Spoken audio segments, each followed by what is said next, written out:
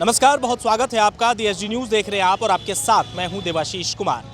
जहां पंजाब के किसान लगातार आंदोलन कर रहे हैं कृषि कानून को लेकर, वहीं आज बिहार के बीजेपी प्रदेश कार्यालय में प्रेस वार्ता का आयोजन किया गया, जहां कल से यानी 13 दिसंबर से सभी 243 विधानसभा सीटों पर भारतीय जनता पार्टी के कार्यकर्ता नेता जाएंगे और किसानों से रूबरू होंगे। जी हां, हम आपको बता दें कि इस प्रेस वार्ता का आयोजन इसलिए किया गया क्योंकि इसमें जानकारी दी गई और जानकारी बिहार प्रदेश के प्रदेश अध्यक्ष संजय जायसवाल ने कहा है कि हम सभी 243 सीटों पर जाएंगे और किसानों को जो विपक्ष लगातार भ्रमित कर रही है, विरोध फैला रही है कृषि कानून को लेकर, उसको समझाने का काम करेंगे।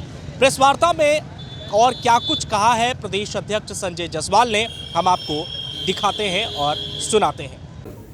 कहीं ना कहीं किसान जो 6,000 करोड़ का रेवेन्यू लॉस पंजाब सरकार को इससे होने जा रहा है, वह इनडायरेक्ट वेस्टेज जो पैसे वसूली का काम करती है वह पूरा उनका डिस्टर्ब होगा। इसमें जो आढ़तियों को कमीशन मिलता है, किसान अपना अगर अनाज बेचना चाहता है सीधे FCI को बेचे।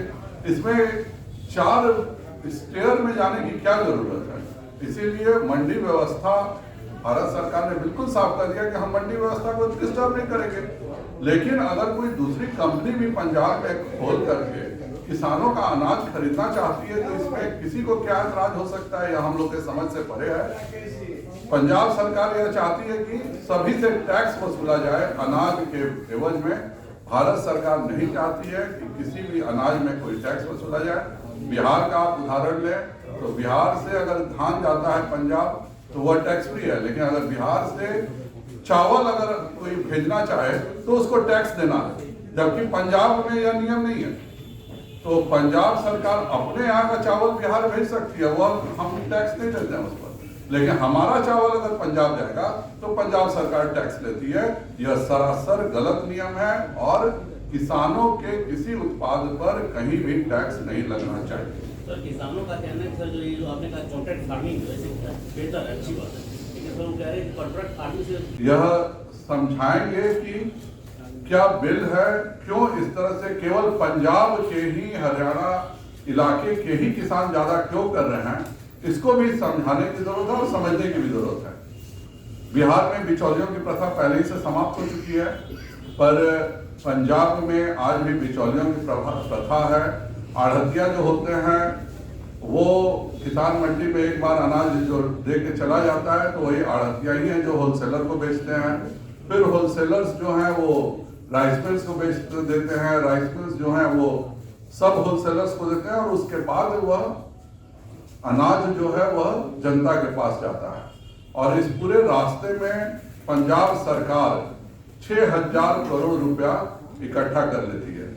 यह सारा पैसा कोई अलग से नहीं लिया जाता है, यह केंद्र सरकार के और की योजनाओं से पंजाब सरकार टैक्स वसूलने का काम करती है। और इसीलिए सबसे ज्यादा ऐतराज वही लोग कर रहे हैं कि बिचौलियों की प्रथा क्यों बंद हो, किसान सीधे अपना सामान क्यों नहीं बेच सकता हो। इसका सबसे ज्यादा विरोध वहीं मिल रहा है जहां पे बिचौलिया की प्रथा है। और बिहार में अगर आप उदाहरण स्वरूप देखें तो आज पैक्स अनाज खरीदती है, व्यापार मंडल अनाज खरीदता है। इस कानून के आ जाने के बाद कोई भी व्यक्ति चाहेगा तो कहीं भी अपना बड़ा स्टोरेज बना करके और किसानों से MSP के रेट पर सीधे अनाज खरीद करके अपना भेज सकता है। अगर हम आज जो 8,000 जगह पे किसान बेच रहे हैं, अगर 8,000 के बदले 16,000 जगहों पर बिकने लगे किसानों का धान, तो यह तो और अच्छी बात है। इसमें बुराई क्या है यह किसी के भी समझ में नहीं आ रही है। इसमें केवल आढ़तियों को नुकसान है, इसमें केवल बिचौलियों और दलालों को नुकसान हो रहा है। और जो राज्य सरकारें किसान की आमदनी को अपने टैक्स कलेक्शन का जरिया समझती है, उनको नुकसान हो रहा है। विधायक और हमारे प्रवक्ता प्रेम रंजन पटेल जी, अफजल शमसी जी, राम सागर जी, राजू झा जी, मृत्युंजय झा जी और सभी मेरे प्रेस के साथ में विगत कुछ दिनों से किसान आंदोलन के नाम पर दिल्ली में जो कुछ भी हो रहा है वो आप भी देख रहे हैं और हम लोग भी देख रहे हैं। जब आंदोलन की शुरुआत हुई थी तो यही कहा जा रहा था कि हम लोगों को एमएसपी लिखित में चाहिए और केवल आप एमएसपी की गारंटी दे दीजिए और हम लोग ये आंदोलन समाप्त कर देंगे। जो उपभोक्ता और कृषक संरक्षण कानून है उसमें बिल्कुल साफ लिखा हुआ है खंड 5 पे कि हम मिनिमम प्राइस की गारंटी देते हैं। उसके बावजूद भी केंद्र की सरकार ने कहा कि ठीक है हम एमएसपी पर आप सब जो चाहते हैं वो हम लिख के देने को तैयार हैं। एक और डिमांड थी कि एसडीएम कोर्ट नहीं हमें हाई कोर्ट की आज्ञा मिले। केंद्र सरकार ने वह भी खुशी खुशी तैयार हो गए कि चलिए ये सारी प्रावधान है। अब यह अलग बात है कि कौन किसान हाईकोर्ट जाएगा यह समझ से परे है। यह जो एसडीएम का कानून इससे लगाया गया कि अगर किसी किसान को नाइंसाफी लगे तो वह अपने एसडीएम का जाके इंसाफ मांग सके। पर कुछ दिनों से इस तरह से कुछ लोगों का प्रदर्शन हो रहा लग रहा है जैसे कि पूरे भारत के किसानों के रिप्रेजेंटेटिव यही हैं। इसलिए भारतीय जनता पार्टी बिहार प्रदेश ने यह तय किया है कि हम इन तीनों बिलों के समर्थन में पूरे बिहार में रैलियां करेंगे और 38 जिलों में हम बड़ी किसानों की रैली या किसान सम्मेलन के रूप में 38 स्थानों पर करेंगे और सभी 243 विधानसभा क्षेत्रों में किसान चौपाल लगाएंगे। अभी तो शुरू हुआ, देखिए उसमें नमी का नियम है 17% का। अभी किसानों का खरीद अब नहीं, ये कोई बहाना नहीं है। आप पिछले बार की तुलना से इस बार की तुलना करके देखिए, इतनी जल्दी खरीद कभी शुरू नहीं हो पाई थी। मैं माननीय अमरेंद्र जी को धन्यवाद दूंगा, मुख्यमंत्री जी को धन्यवाद दूंगा कि इतना जल्दी उन्होंने धान की खरीद शुरू कर दी है और मुझे पूरा विश्वास है कि फरवरी तक हम अपने खरीद का टारगेट अचीव कर लेंगे। यह आगे से हम इसको भी ध्यान रखेंगे कि यह बहुत ही कम समय का हो जिससे कि किसान अपना उपज सीधे दे सके। बहुत ज्यादा सेंटर भी नहीं खुला है सर अभी। 8000 सेंटर खुले हुए हैं, व्यापार मंडल खुले हुए हैं और यह पूरा बिल ही है कि बहुत ज्यादा सेंटर खुले।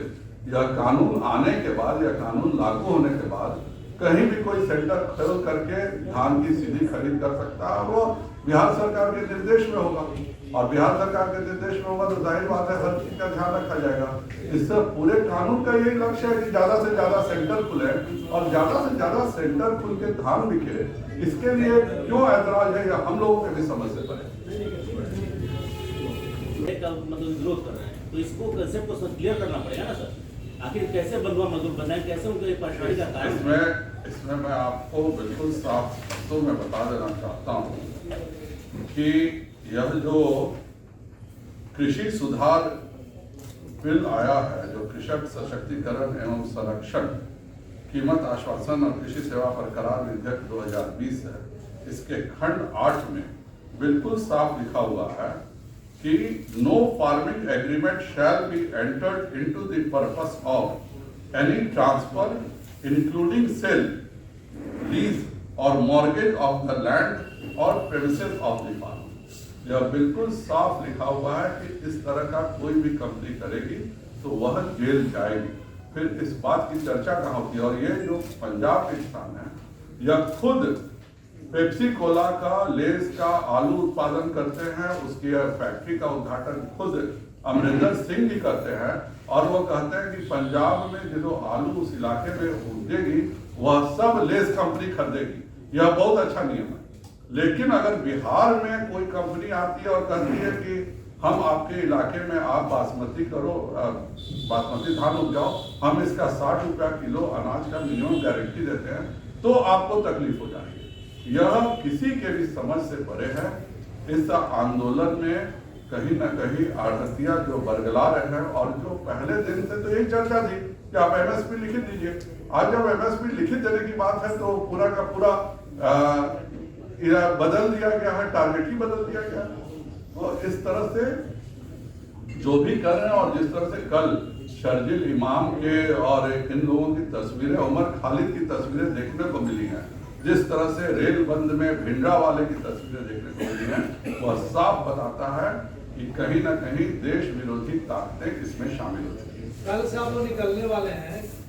पार्टी ने यह फैसला किया है कि हम किसानों को इन कानूनों के बारे में हर स्थान पर बताएंगे और इसमें हमारे सभी प्रमुख नेता विभिन्न विधानसभा में जा करके इसका सम्मेलन करेंगे। इसकी शुरुआत मैं और रविशंकर प्रसाद जी केंद्रीय मंत्री कल बख्तियारपुर से कर रहे हैं और इस पूरे कार्यक्रम का समापन 25 दिसंबर को माननीय अटल बिहारी वाजपेयी जी के सुशासन दिवस के दिन होगा।